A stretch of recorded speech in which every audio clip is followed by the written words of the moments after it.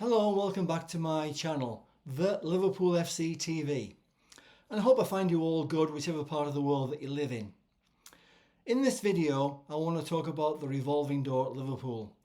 Players who are leaving and possible players that are going to come in. Also I want to talk about or have a review of the Far Eastern Tour. And I want to talk about possible changes to the Liverpool staff and squad come with the English Premier League starting quite soon.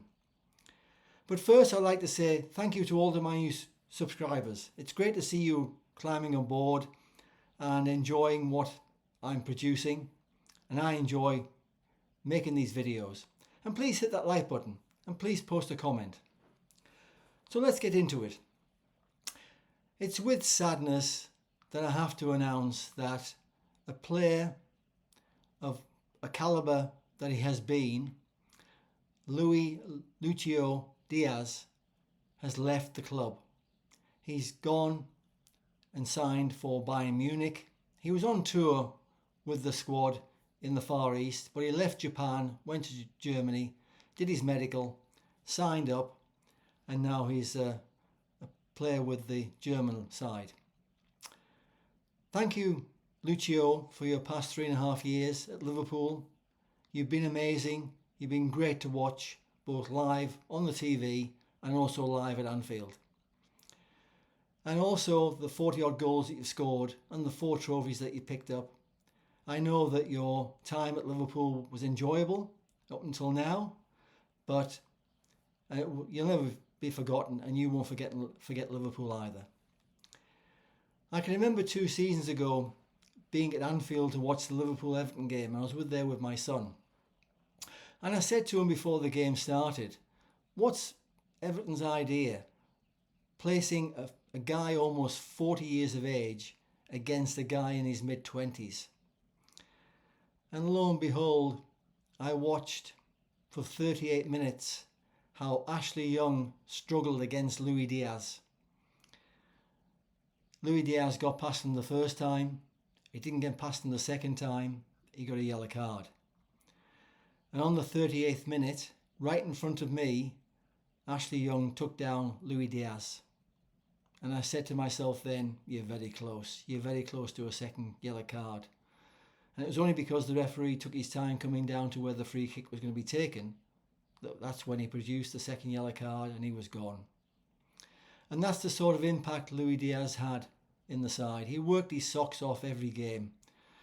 He scored some good goals. He missed a few.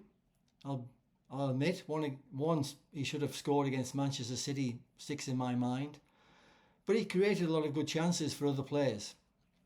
So we wish him well, and it'll be interesting to see how he gets on in the German league and also in the Champions League. And if Liverpool come up against Bayern Munich in the foreseeable future, we'll watch with interest how Luis Díaz plays against his old club. So he goes. We sold him for £65.5 million, and we have recouped money through Jarell Kwanzaa, 30 million, Trent, 10 million, Nat Phillips, 2 million.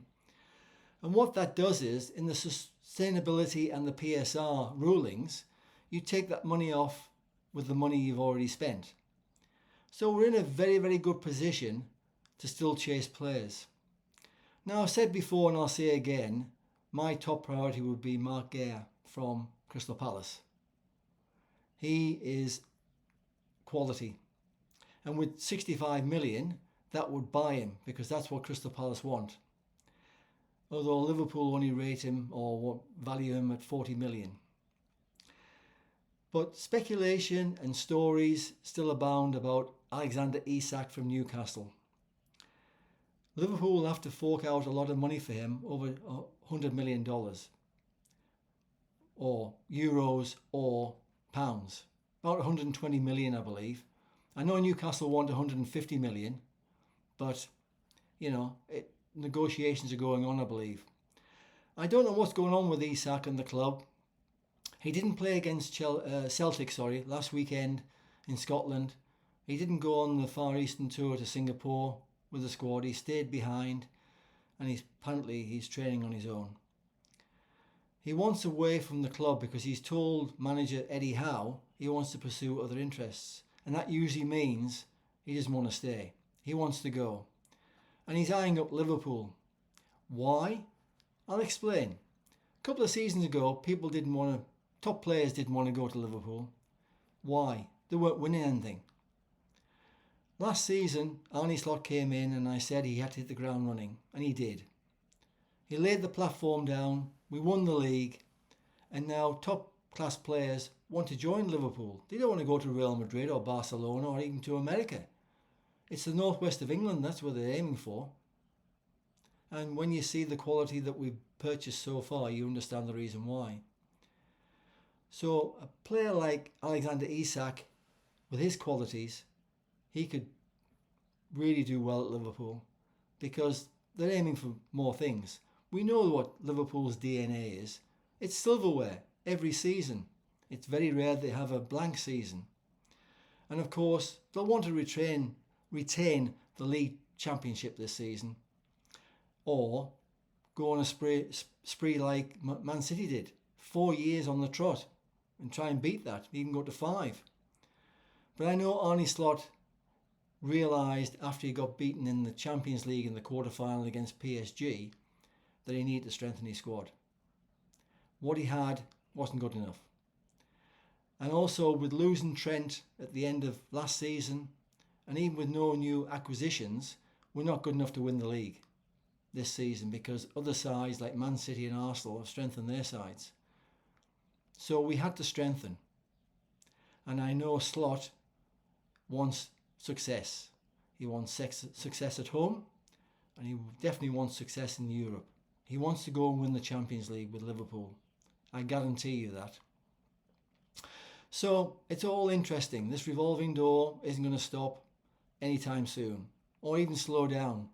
We've still got time on our hands with the transfer window still being open, and we've got half a month to go before the English Premier League starts.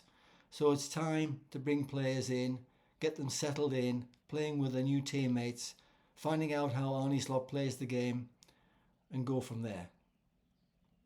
Which brings me on to the Far Eastern Tour. I personally didn't read very much into it. Yes, we lost against AC Milan, and yes, we beat Yokohama, but 2 different games, 2 different countries, 2 different playing surfaces. The one at Yokohama was dreadful. But, the results don't mean anything. The guys need minutes in their legs, match fitness. That's all they went for. And of course, obviously, they've got a big following in the Far East. And you can tell that. 25,000 people watching them just doing an open training session. Then 50,000 in for the game in Hong Kong. And a full house in Japan. Well, that says it all, really. But they'll be glad to get back to Anfield and start getting things in motion. And if they are in negotiation talks with Alexander Isak or any other player, then they can really push on now and start getting them signed and sealed and in a Liverpool red shirt. But all in all, I think Liverpool are going along quite nicely. Now, the interesting, exciting news about this channel is, in a few weeks' time, I'll be able to announce changes and also something that's coming up which I think will be of interest. So stay tuned. And again, thank you for watching my videos. I hope you're really enjoying them. And if you haven't subscribed to my channel, please do so. And please hit that like button. And let's see some more comments coming through. More the merrier. For now, that's it. Have a good week. Enjoy the match next Tuesday on the 5th of August against Bilbao. It'll be the first Anfield showing this season. And we'll see what sort of side Arne Slot puts out. I will say this, the new recruits are looking good. Frimpong, Kirkus, solid. Florian Wirtz, well, what a player. He's quality. He is the thing that Liverpool were missing in the Europe last season. He's going to make a hell of a difference in the Champions League this season. You mark my words. And of course, Ugo Ekitike. He's good. He's very good. It's hard to judge him. Some of his touches were a bit rusty, but he's got to have time to settle in. He only had one training session with his teammates, but he'll come good. Under Arne Slot, he will definitely mature. He's only 23 years of age, and he'll score a hatful of goals. Darwin Núñez, he's a problem for me. If the goal in Yokohama had been twice as wide and twice as high, he still wouldn't have hit the net. I don't know what's wrong with him. His radar's really off at the moment. He shoots wildly, and the ball, doesn't even hit the target. But I don't put him down. He's a good player, and he'll come good. He scored some good goals, but he's missed a lot of easy chances, I must admit. So for now, take care and goodbye.